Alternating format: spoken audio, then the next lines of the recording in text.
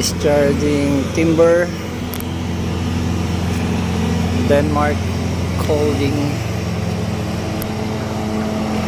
Ayan na.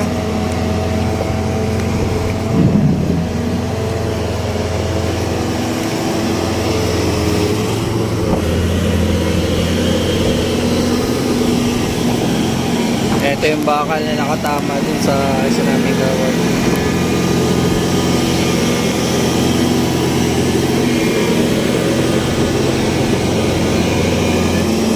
Kaya ngayon walis muna kami dito. Napatapos muna namin lahat na diskarga yung timber. Saka namin lalagay ito sa securing itong mga bakal extension post. Dati kasi doon yun sa unahan, nung may start madisgrasya, inalis na. Kaya ganito yung safety procedure namin ngayon.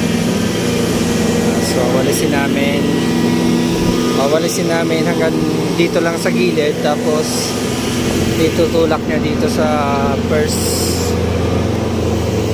section para pagbukas ng bodega malalaglag na lang lahat yung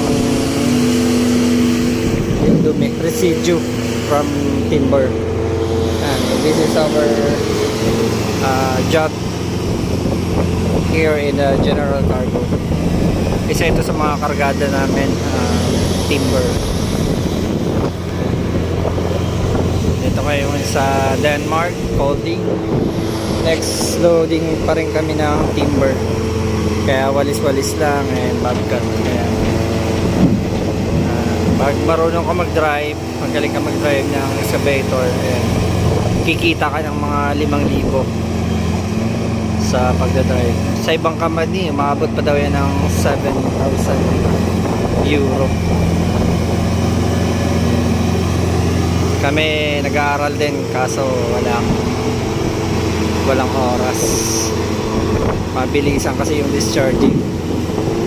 Kaya ganyan mag-discarga dito. Mga 5 to 6 meters ang taas.